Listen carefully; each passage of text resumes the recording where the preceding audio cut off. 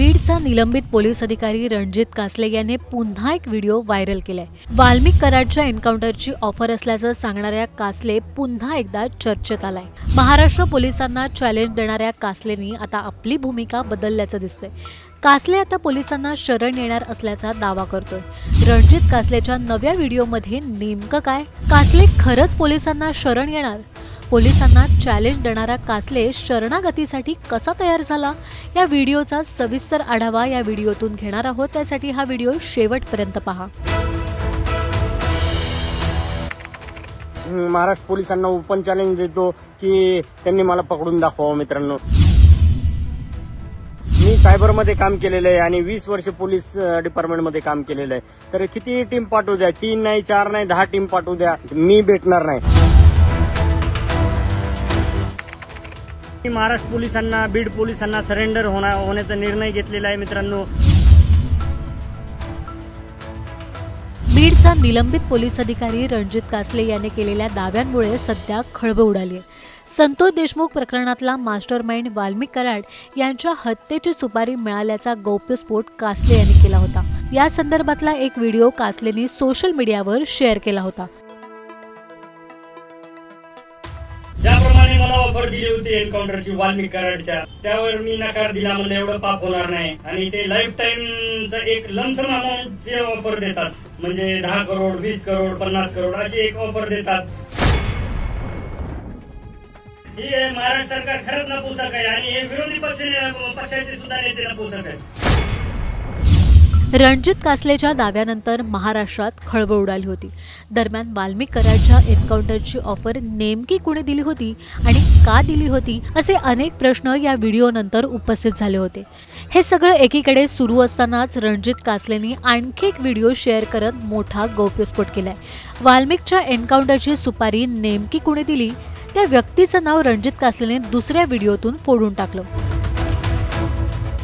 Encounter खुनी करण्याचा प्रयत्न केला आणि खुनी केला स्पष्टच सांगतो। आज असाही गुन्हा दाखल झालाय। ते धनंजय मुंडेंनाच नको होते वाल्मिक कराड, कारण त्यांची काही अंडी पिल्ली ते बाहेर काढणार होते आणि त्यांचा संबंध आला असता 302 मध्ये आणि आज ते आरोपी झाले असते किंवा होणारही नाहीत कदाचित। त्यांना खूप सपोर्ट आहे आपले महाराष्ट्राचे गृहमंत्री आणि सीएम फडणवीस साहेबांचा सपोर्ट आहे। ते होणारही नाही, त्यांना आरोपी केलेही नाही जाणार, तेवढे ते पुरावे दाबले गेलेले आहेत। रणजित कासले याने माजी मंत्री धनंजय मुंडे यांचं नाव घेऊन खळबळच उडवून दिली। कराड हा धनंजय मुंडेंचा जवळचा माणूस आहे आणि त्याच्याकडे सगळे सिक्रेट असल्याने त्याचा गेम करायचा होता, असा भांडाफोड कासलेने केलाय। एवढंच नाही तर कासलेने या व्हिडिओतून महाराष्ट्र पोलिसांना सुद्धा चॅलेंज केलं होतं। कालच्या व्हिडिओ नंतर हा माझा व्हिडिओ आहे आणि आता मी महाराष्ट्र पोलिसांना ओपन चॅलेंज देतो की त्यांनी मला पकडून दाखवावं। मित्रांनो, मी सायबरमध्ये काम केलेलं आहे आणि 20 वर्ष पोलीस डिपार्टमेंटमध्ये काम केलेलं आहे। तर किती टीम पाठवू द्या, 3 नाही 4 नाही 10 टीम पाठवू द्या, मी भेटणार नाही। मी रोज 2 गाड्या चेंज करतो, इथून पुढे 2 कार्ड 2 मोबाईल 2 IMEI सगळे चेंज करणार, 2 स्टेट बदलणार इथून पुढे।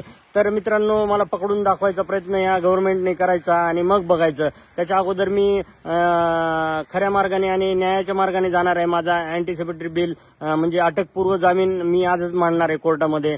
या सर्व घडामोडीनंतर रणजित कासलेने आणखी एक व्हिडिओ सोशल मीडियावर पोस्ट केलाय, जो रणजित कासले काल महाराष्ट्र पोलिसांना ओपन चॅलेंज देत होता। त्याने नव्या व्हिडिओतून आपल्याच विधानावरून घुमजाव केलाय।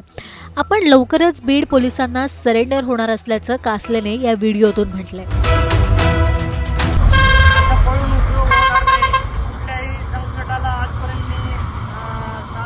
संकटाचा आजपर्यंत मी सामना केलेला आहे, त्याप्रमाणेच मित्रांनो मी फेस करणार आहे आणि मी महाराष्ट्र पोलिसांना, बीड पोलिसांना सरेंडर होण्याचा निर्णय घेतलेला आहे। मित्रांनो, कारण सिस्टमच्या विरोधात जास्त दिवस लढता येत नाही हे मला जाणवलेलं आहे। तर मी लवकरच म्हणजे माझे दोन्ही मोबाईल आता चालू करणार आहे लगेचच 5-10 मिनिटानंतर। मला कॉल करू नका, मला त्रास होतो, मला मेसेज करा, मी प्रत्येकाचे मेसेज वाचतो आणि रिप्लाय देतो।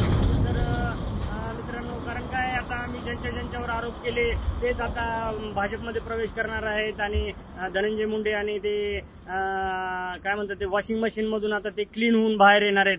तर ह्याच्यामध्ये बळी जाणार किंवा फक्त बळी जाणार तर माझाच जाणार आहे. मला माहिती आहे माझ्या विरुद्धच गुन्हे दाखल होणार आहेत. आता तर एक झालाय, अजून 2-4 होतील. तर मित्रांनो, त्यामुळं मी फेस करणार आहे आणि लवकरच बीड पोलिसांसमोर हजर होणार आहे. सिस्टीम विरोधात जास्त दिवस लढता येत नाही याची जाणीव झाली, त्यामुळे आपण पोलिसांना शरण येत असल्याचा निर्णय घेतल्याचं कासलेंनी म्हटलंय. रणजित कासलेने केलेल्या या विधानाबाबत तुमचं मत नेमकं काय हे आम्हाला कमेंट करून नक्की सांगा.